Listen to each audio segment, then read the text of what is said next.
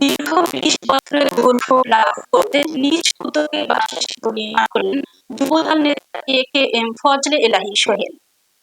থাকছে এস.এম দৌলতের প্রতিবেদনে। দীর্ঘ ২ দশকেরও বেশি সময় ধরে সেতুর অভাবে চরম দুর্ভোগে ছিলেন কয়েক হাজার মানুষ। বর্ষা মৌসুম এলে খাল পানিতে পরিপূর্ণ হয়ে যায়। এতে শিক্ষার্থী, নারী, বিভিন্ন মানুষের জীবনের ঝুঁকি নিয়ে কলা গাছের ভেলা দিয়ে তাদের পার হতে হয়। দীর্ঘ ২০ বছর ধরে এই দুর্ভোগ হচ্ছে তাদের।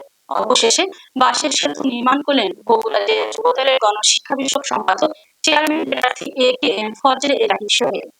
সরজমিনে গিয়ে দেখা যায় কামরাপুর ইউনিয়নের ৩ নম্বর ওয়ার্ডের মধ্যপাড়া খালের উপর বাঁশের সেতু নির্মাণ করেন নিজ অর্থ দিয়ে ফজলে এলাহী সোহেল।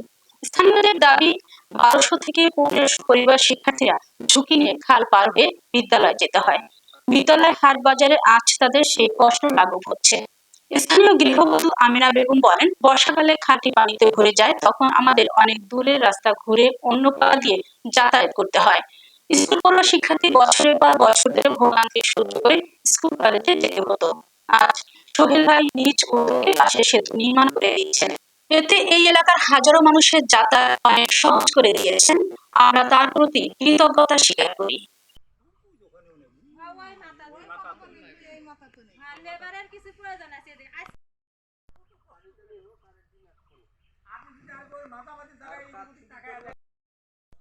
হ্যাঁ, ভালো ছেলে, এলাকার ছেলে না, পাশে দাঁড়াইছে, ভালো জন্য তো দাঁড়াইছে, তাই মন্দের জন্য দাঁড়াইছে, ভালো কাজ করবো দেখে ওই জন্যই দাঁড়াইছে। একটা রাস্তা হলে মানুষের কত সুবিধা হবো, মানুষের দোয়া করব যে এই রাস্তাটা তৈরি করলো, মানুষের কষ্ট দূর হবো।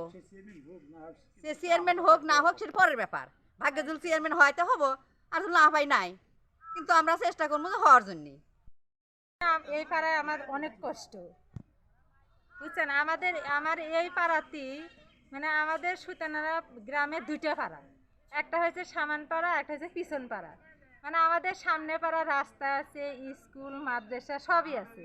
আমাদের এই পিছনে পাড়া নিম্ন 1500 মানুষ বসবাস করে, কোনো রাস্তা নাই, রাস্তা নাই, বাড়ির মধ্যে রাস্তা। আমরা একটা ইট আনতে পারি না, একটা বালু আনতে পারি না। তারপরে মানে বাচ্চা কাচ্চার সমস্যা, মানে এগুলো তো সাবজেক্ট বাড়তি।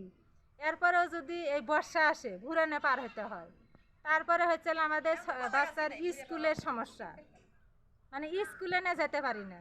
মানে শুধু আমাদের এই পাড়ার এই দুর্ভিক্ষ, এটার কারণে এবার সোহেল ভাই হচ্ছে হলে ধরেন যে মানে উনি একটা উদ্যোগ নিয়েছে যে আমি এবার নির্বাচন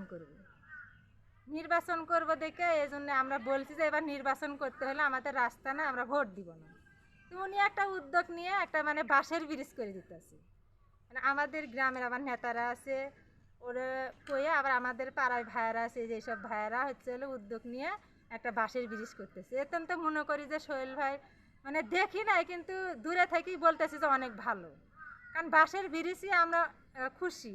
আর এর চেয়ে যদি ভালো উন্নত কাজ করে তাহলে আরও খুশি।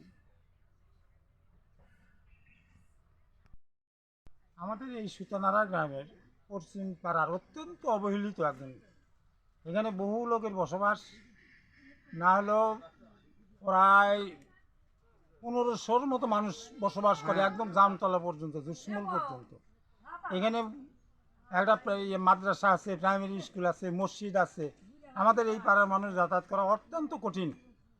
তা আমি এই যে আমাদের গ্রামের এক ছেলে ফল্টু নাম, তার সাথে যোগাযোগ করি। সে আমাকে বললো যে ভাই আমি কটা খুঁটি নিয়ে দিই। আমি তার সাথে কথাবার্তা বলছি, সে বললো যে সোহেল ভাইয়ের থেকে আমি এই খুঁটি তুলে নিয়ে দিই।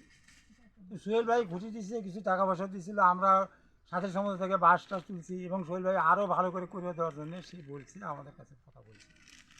যদি সে করে, একজন সে অত্যন্ত ভালো মানুষ, আমাদের আজ পর্যন্ত দেখিনি তার, কিন্তু তার কথাবার্তাতে আমরা বুঝছি যে সে একজন আমাদের পাশে। কোনো উপায় নেই, কিন্তু সে যে ভোট করবে মনে হয়, আশা করা যায়। এবং যদি সে নাও করে, সে যে একজন অত্যন্ত ভালো মানুষ সেটা আমরা পরিচয় পাচ্ছি। তার কারণ আমাদের পাশে কোনো মানুষ এরকমভাবে দাঁড়ায় না।